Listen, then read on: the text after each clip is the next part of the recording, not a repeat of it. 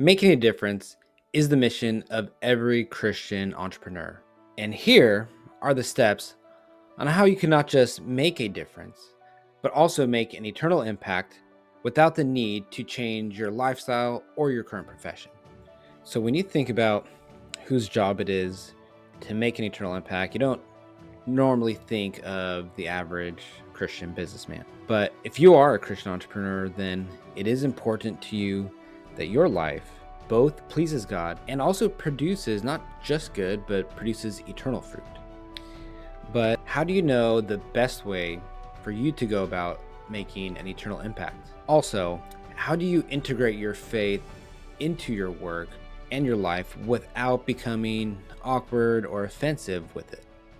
Well, in this video, I'm going to show you 3 steps for Christian business leaders like yourself on how to both simplify and clarify how to make an eternal impact in your everyday life.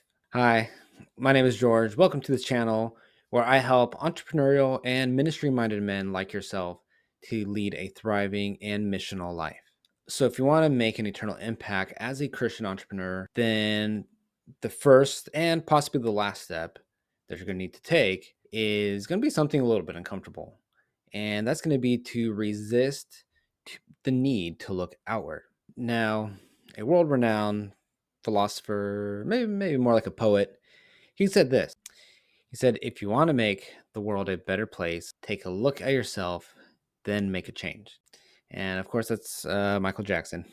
But that is the very first step of being a Christian entrepreneur who wants to make an impact out in the world, or an eternal impact, is actually to look inward, to focus on yourself first. Now, there's a very famous example on how just focusing and changing one thing can actually have a very large ripple effect and have positive effects on many things. And that famous example was in 1995, Yellowstone National Park. They added, I believe, 8 gray wolves back into the park. After wolves not being in the park for, I think it's something about 80 years, they introduced these wolves back into the park because, well, the elk, they were eating all the shrubs, and just the vegetation was suffering a lot just from the population of elk and other herbivore animals. So when they added these 8 wolves back into Yellowstone Park, there was a few things, amazing things that actually happened. Number one, the elk population got under control, which was good because then what happened is it actually stopped them eating all the young vegetation. And so a lot of the vegetation was able to recover and able to grow taller and taller. But then they noticed that because the vegetation grew, they're able to stabilize the eroding riverbanks. And because of that, the riverbanks also ended up changed shapes. The rivers actually changed its courses, which that led to a resurgence of dozens of other wildlife species like beavers and other things that live in kind of near swamps and rivers, which that brought rebalance and revitalization to the entire ecosystem of Yellowstone Park. And so just these 8 gray wolves that were introduced into the park, literally, it not just made the ground, the soil, the plant life more healthy and beautiful, it made this balance and tons of other species to begin to thrive and prosper as well. And that's why your best chance at having a positive change in the world is to focus on your spiritual health and growth first and foremost. Christ was so clear when he talked about the dangers of being too concerned about other people's spiritual state when you're neglecting your own inward spiritual state. He actually said to take the log out of your own eye first, and instead of taking the splinter out of somebody else's eye. But what I'm not saying is to try to wait to be perfect before you could serve or lead, or to use your gifts, use your talents to love people. I'm not saying that. Actually, I'm trying to say the opposite. What I'm saying is that we don't go seeking to make an eternal impact to boost our self-image. We're not doing it to gain attention from others, or because we think that we're special and we think the world needs us, because we're gifted and talented and we want to make sure we use that and show it off, or even because we already have the truth of Christianity. Those aren't the reasons that we are motivated to make an eternal impact. Actually, we seek to make an eternal impact because it is necessary and benefits our own spiritual growth and well-being. We do it because doing the will of God is our source of fulfillment. It is our source of spiritual bread.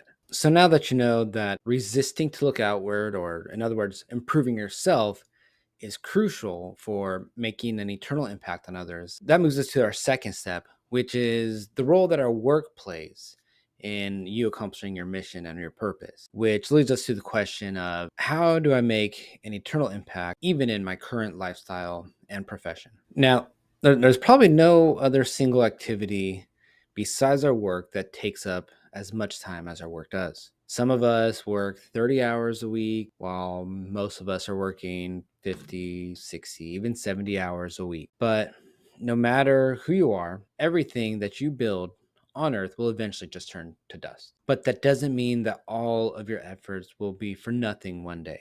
You see, there's a story of a man who devoted his entire efforts, his entire work to doing woodworking for churches, in the buildings, church furniture, all of that. And one day he had a near-death experience where he saw this vision of all of his work he did, all the furniture, all this woodcraft that he made, and it was just sitting in a pile.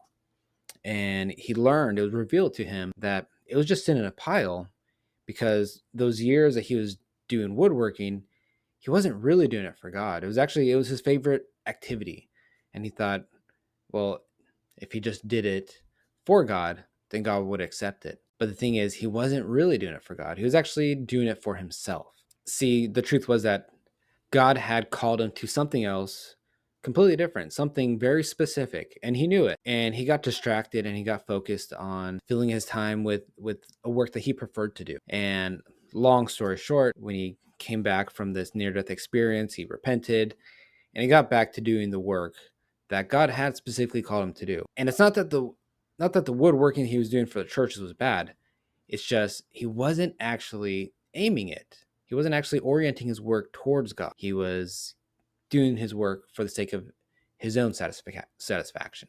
And that reminds me of this passage in 1 Corinthians chapter 3, verses 12 and 13. It says, talking about Christ, now if anyone builds on this foundation, Christ, with gold, silver, precious stones, wood, hay, straw, each one's work will become clear, for the day will declare it, because it will be revealed by fire, and the fire will test each one's work of what sort it is. And I like this passage because it's an image into eternity that some of our work will be left standing because it really did seek to glorify God. And just like on earth, our work the things we build might just turn to dust. So in eternity, if it didn't have any eternal value, it may not pass.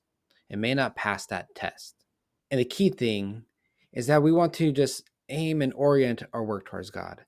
And it's not that difficult. If we want our work to remain and to be worthy of pleasing God, then we need to orient our work towards God correctly. And here are 3 easy principles and action steps that you can start doing today. And the first one, pretty simple, which is see God as being your boss. And one way that I like to do that the best as I can is I try reading the book of Proverbs. See, when you try to remember that God is your boss, you will naturally find more fulfillment in doing your work, knowing that it's not just serving yourself, but it's serving to please someone else too. But when you read the book of Proverbs, that just helps keep things in perspective. It helps keep the big picture the big picture. And number 2 is to help bring order where there is chaos. Life is chaotic, but the first work of creation that God did was bringing this chaotic world into order. And some ways to do that they're very simple, but keeping our work organized like a well-tended garden. That was our first job that God gave Adam, was to tend the garden, to keep it healthy, to keep it organized. If Adam didn't tend the garden, it would have eventually turned into to messy jungle, but his job was to tend it. And also, another way to bring order where there's chaos is to value justice and the golden rule. By definition, injustice is a form of chaos. When people are treated unfairly, or just when life is hard and people experience chaos in the world, one of the best ways that we aim our work towards God is by the golden rule, is by treating others the way that we want to be treated as well, and valuing justice and fairness both in our work, but also making sure that our work is there to bring justice to other people's life. And lastly, number 3 is do not neglect the weightier priorities. So what does that mean? I'm reminded of the story of Mary and Martha, and how Christ said that Mary, basically that she was making the better decision by being at Jesus' feet instead of Martha, who was in the background, and she was doing dishes and being productive. And that's something that can be challenging, which is to value attention to Christ more than our attention to productivity. And sometimes it's just having boundaries on sending that side of time to work and be focused on our work, and also send that side of time for attention towards Christ, attention to his word, but not neglecting the weightier things, doing both, but just making sure that our priorities and our attention is correctly oriented. And so, in summary, for this point, it's important to remember that orienting our work towards God is ultimately about keeping our mind and our heart just aligned with him in all things. So without having to change your whole lifestyle or change your profession, it's just keeping our thoughts and keeping our work about him more so than it is about us, which isn't as hard as it sounds. It could be challenges, and there's always areas that we could grow in. Remembering these 3 principles will ensure that it'll be very likely and even easy for you at times to stay on the path of just keeping our work oriented towards God, because it is natural. God did create it. And if he created it, then it does have eternal value. Now, one of the potential challenges that you might have with orienting your work towards God is how you relate to people with your work, which brings us to the question of, how do I treat others with eternal impact in mind? And whether you're a people person or not, your attitude and demeanor about and towards other, it does play a big part in your eternal impact and you accomplishing your mission as a Christian entrepreneur. Now, our work typically involves using some of our best skills and our talents, those things that we're really good at. And you may enjoy and love using your skills, but I bet that you sometimes get frustrated with the people that your work is involved with. Now, sometimes those frustrations, we can let them get the best of us. We can let those problems become frustration, or we can let the problems and the burdens of others propel us further into our mission. See, I know a guy that he liked his job. He liked it a lot. He was good at it. And his managers, his employer kept offering him a promotion, offering him a new job to work on that was going to require different skills. And at first he just refused because he really did like the work that he did. But then later he realized that if he did take the promotion, that he would actually have a chance to improve the lives of those that would be on his team, on those that he would lead. He saw that people had a lot of frustrations and carried a lot of burdens at work. And he knew that he had some ideas on how to make the team of the lives of his team better. So he took the promotion with the sole goal of improving the lives and removing the frustrations and burdens on the team that he was going to serve on. Long story short, his crew, they loved him, and they could tell that he really cared about them. And of course, I know you're not shocked that those next quarters, the goals and the metrics that this department experienced because of his leadership was beating all previous records. And he had all the other managers, all the other bosses that were just applauding his work. But it wasn't because of his own skills and efforts, but it was because that he was focusing his skills and efforts on removing others' burdens. You see, the lesson is this: keeping the idea that your job is about removing the burdens of others will greatly increase the likelihood that you will live your mission, experience fulfillment, and make an eternal impact. And that's exactly what the Bible talks about. In Galatians chapter 6, verse 2, it says, "Bear one another's burdens and so fulfill the law of Christ." By making that the focus of your work, of your skills, as the primary target, you will find more meaning, more fulfillment. You'll actually sense that you are obeying Christ as you are focusing on removing the burdens of others. And in that, meaning and fulfillment will come. And in so doing, you will find joy in your work. And with greater joy and fulfillment in your work, you'll actually notice that there will be an increase in just serving and volunteering overall. Just the idea that your work is meaningful and really seeing the impact on others, whether you're getting paid to solve people problems or whether you're serving for free, whether at church or nonprofit or something else, you will get that same fulfillment. You will get that same joy because your work will not be stuck on you, but it will be focused on God and be fulfilling the law of Christ, which will bring you great joy.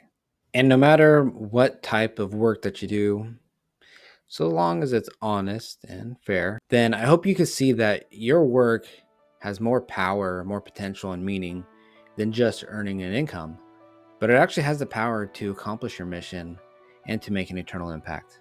You can actually live a life that glorifies God, benefits others, all while making you the best version of yourself that you could be. And now that you know the simple steps on how to fulfill your mission, you might be asking yourself, how exactly do I grow as an effective leader with other people who also want to serve and make an eternal impact?